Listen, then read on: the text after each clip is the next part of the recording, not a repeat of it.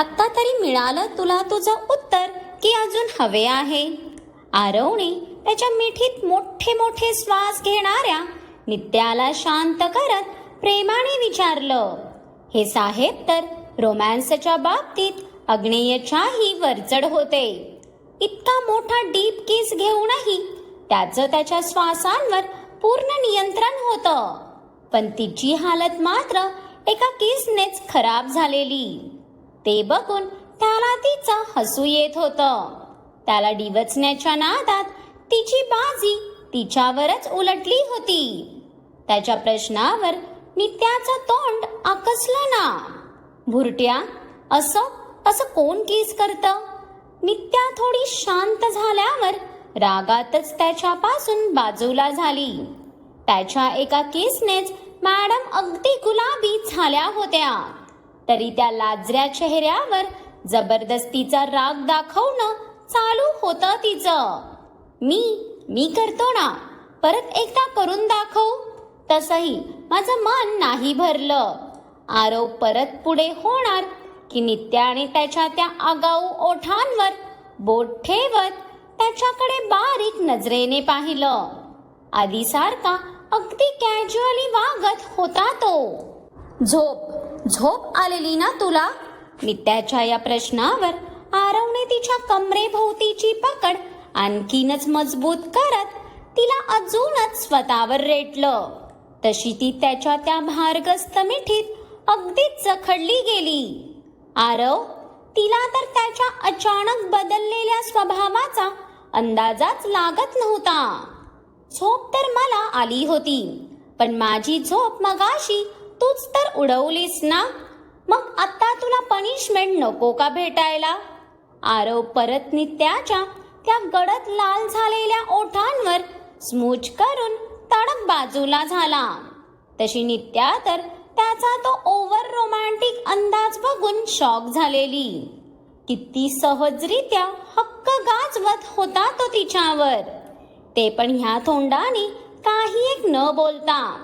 आणि त्याला तर आता तिच्या ओठांशिवाय दुसरं काही दिसतच कुठे होतं. ते लाल चुटक ओठ त्याला वारंवार बोलवत होते.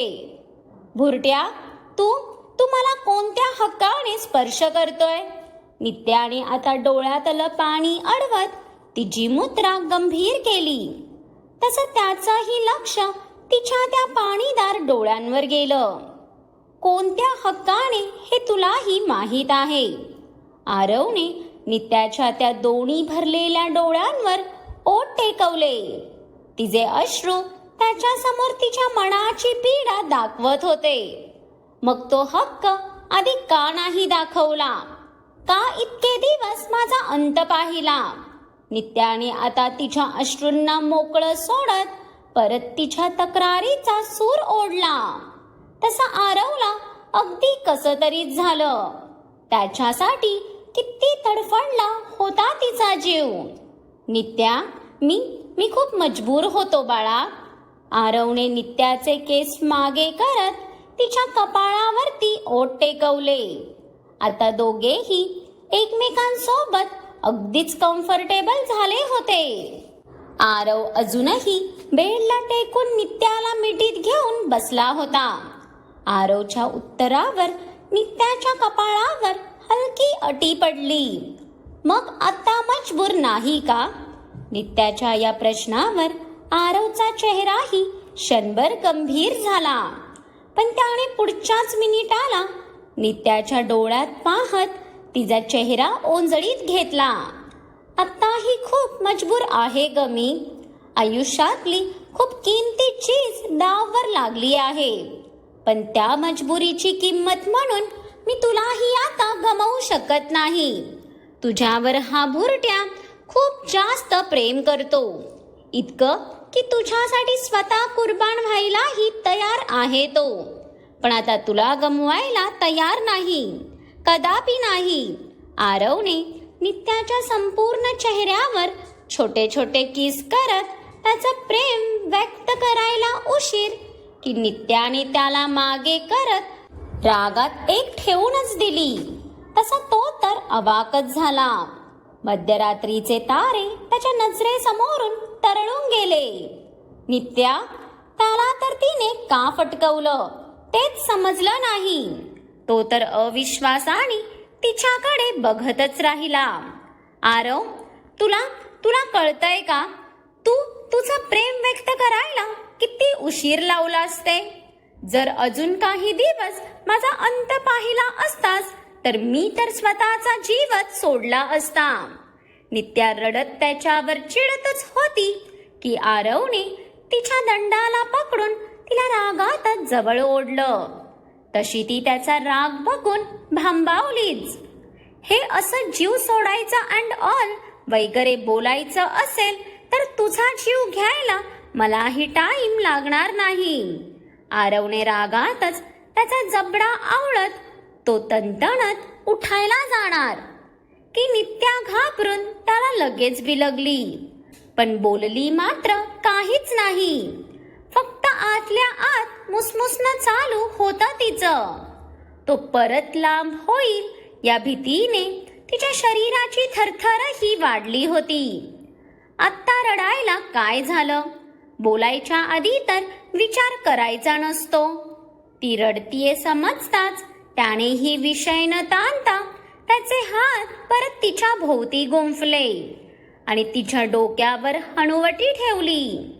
दोघांसाठीही हा क्षण आणि ही मिठी अगदी हक्काची होती. सॉरी. आयुष्यात पहिल्यांदा नित्या मॅडमच्या तोंडून सॉरी ऐकून आरवला तर आज धन्य झाल्याची फीलिंग आली असेल. मी तर माझं प्रेम व्यक्त केलं, पण तुझं काय? तू नाही करत का माझ्यावर प्रेम? आरवने त्याच्या मिठीतल्या बाहुलीला कुरवाळत आता प्रेमाने विचारलं. मी नाही करत तुझ्यावर प्रेम. उलट मी तर तुझा खूप राग करते. इतका राग की तुला बघितलं नाही तर माझंच हृदय बंद पडतं की काय असं वाटतं मला. तुझ्या डोळ्यातल्या वेदनेने जीव कासावीस होतो माझा. तुझ्या श्वासांसोबत माझी स्पंदनं लयीत चालतात. माहित नाही कधी आणि केव्हापासून या रागाचं गणित प्रेमात बदललं, पण जेव्हापासून समजायला लागलंय या नित्याने फक्त तुझ्यावरच प्रेम केलंय. इतकं प्रेम की तुझ्यासाठी मी काहीही करू शकते, अगदी काहीही. बोलता बोलताच नित्याचा आवाज अगदीच हळवा झाला, पण तिचा ऐकून इथे आरवचा मेंदू अगदी सुन्न झालेला. ती आपल्यावर एवढं अफाट प्रेम करते ऐकूनच त्याचा कंठ दाटून आला आणि त्याची तिच्या भोवतीची पकड अगदीच घट्ट झाली. थोडा टाइम कोणीच काही बोललं नाही. ती दोघंही एकमेकांची मिठी फक्त मनापासून अनुभवत होते. हा क्षण दोघांच्या आयुष्यात कधी येईल असंही त्यांना वाटलं नव्हतं, आणि आता आला होता तर तो भरभरून जगायचा होता त्यांना. पुढच्या कोणत्याच गोष्टीचा सध्या त्यांना विचार करायचा नव्हता. थोड्या टाइमने आरवनेच त्याच्या मिठीतल्या पाखराकडे एक नजर पाहिलं तर अजूनही त्याला अगदी घट्ट बिलगून बसलेली ती. जणू तो थोडा जरी लांब झाला तरी तिच्यापासून दूर होईल ही भीतीच तिच्या मनात बसली होती. नित्या, मध्यरात्री उलटून गेलीये, आत्ता तरी झोपायचं आहे की नाही? आरवने त्याच्या मिठीतल्या त्या चिमणीचे केस मागे करत तिला शांत आवाजात विचारलं.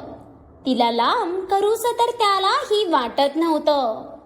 त्याच्या प्रश्नावर नित्याने त्याच्या मिठीतून बाजूला होत हळूच होकारार्थी मान हलवली. झोपायचं तर नव्हतं तिला, पण आज तो दिवसभर साईडवर होता हे तिला लक्षात असल्याने त्याच्यासाठी तिने मर्जी नसतानाही ती मागे झालेली. चला तर मग, आरवने उठत नित्याला हात देताच तीही उठून उभा राहिली. ओके, तू शांत झोप आता, मीही जाते. नित्याला आता आरव समोर उभा राहतानाही लाज वाटत होती.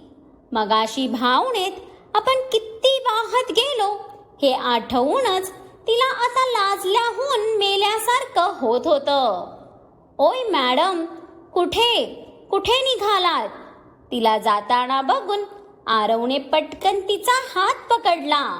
तशी ती भांबावली ना. कुठे म्हणजे? झोपायला. नित्याने त्याच्या बोलण्याचा अर्थ न समजून अगदी सहजतेने उत्तर दिलं.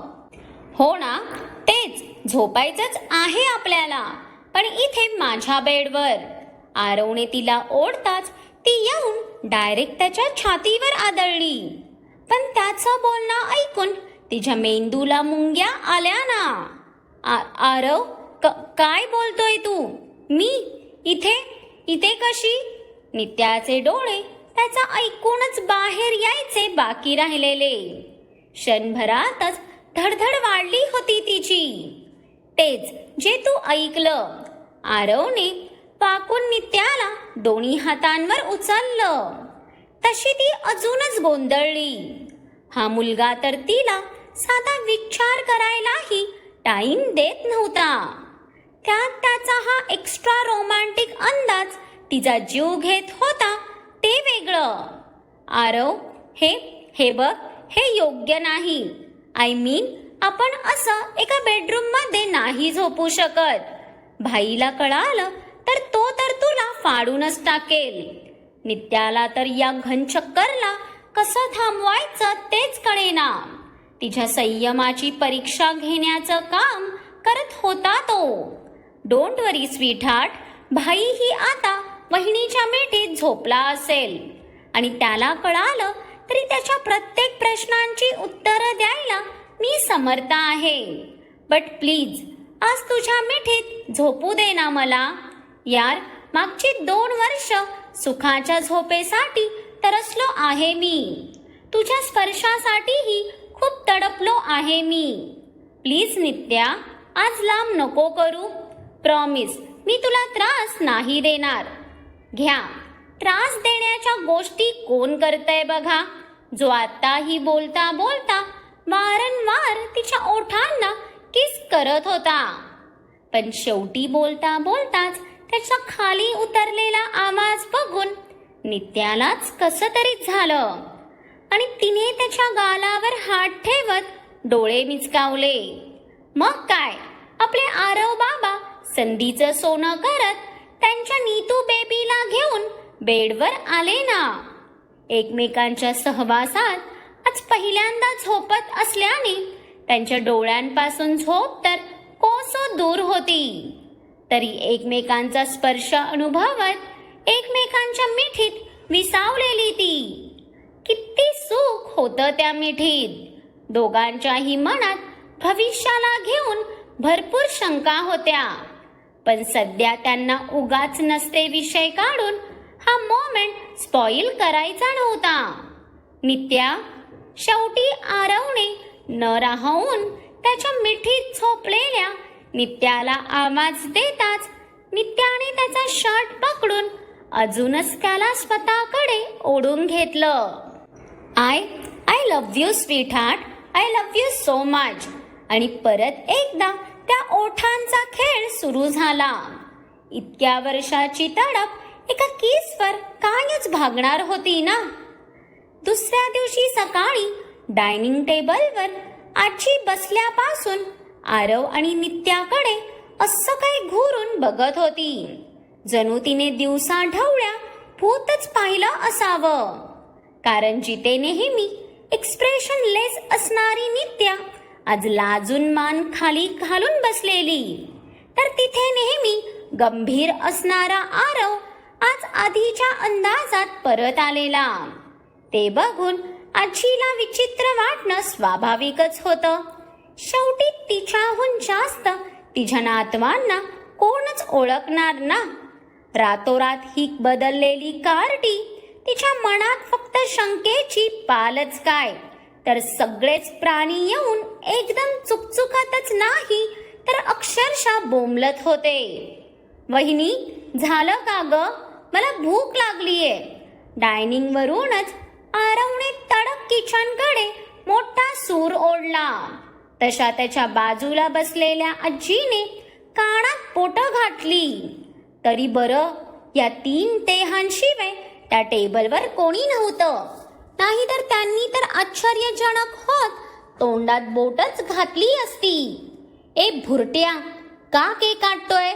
आजीच्या कानात अजूनही त्याच्या ओरडण्याचा सूर गुंजत होता. आजी, मी केक काटलो कुठे?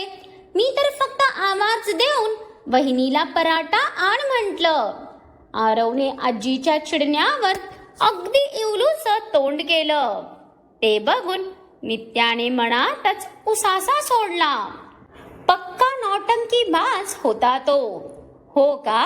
मग इतके दिवस हा आवाज कुठे म्यूटवर गेलेला म्हणते मी. आजीची नजर परत बारीक झालेली बघून आरवने तर मनातच डोक्याला हात मारून घेतला. यार, शरीराने म्हातारी झाली तरी हिच्यातला सीआयडीचा किडा मरत आहे का बघा. आरवने तर मनोमन आजीला बडबडत मान तिरकी करून नित्यावर कटाक्ष टाकला. तर तिनेही एक भुवई उंचावत आता उत्तर देना या आविर्भावात त्याला डिवचून दाखवलं. अच्छा बेटा, हमारी बिल्ली हमी से म्याव. ते बघून आरवच्या तर दोन्ही भुवया उंचावल्या ना. आजी, ते काय आहे ना, काल रात्री मी एका खूप ज्यूसी स्ट्रॉबेरीची टेस्ट केलीये. त्यामुळेच माझा म्यूट आवाज अनम्यूट झाला. आरवच्या या बोलण्यावर इथे नित्याला तर जोरदार ठसकाच लागला. अगं हळू बाळा. तसं नुकत्याच आलेल्या सुवर्णाने लगेच तिच्या ओठाला पाण्याचा ग्लास पकडला. पण ती मात्र शॉक होऊन अजूनही आरवकडेच बघत होती. आणि त्याने तिला बघून गालात हसतच डोळा मारला. म्हणजे हा मुलगा आत्ता त्याच्या आधीच्या ट्रॅकवर परत आला होता म्हटल्यावर आता श्रीजा देवींसोबत त्या अननोन कल्प्रिटचाही काही खरं नव्हतं. शेवटी अग्नियाचे छोटे नवाब होते ते. असे कसे त्यांचा वार खाली जाऊ देतील ना. मग आजचा आरव आणि नित्याचा हा लवी डवी भाग कसा वाटला हे कमेंट्स करून नक्कीच कळवा. आणि हो, आता बघूया आरव अग्नियाला सगळं खरं सांगतो का ते. त्यासाठी पुढच्या भागाला कनेक्टेड राहा. आणि ही स्टोरी आवडत असेल तर नक्कीच लाईक करा आणि खूप साऱ्या लोकांसोबत शेअरही करा. आणि ज्यांनी कोणी अजून माझ्या चॅनलला सबस्क्राईब नाही केलं त्यांनी वाचून पळून जाऊ नका. निदानिक सबस्क्राईब बटनावर क्लिक करून माझ्या चॅनलला सबस्क्राईब करा.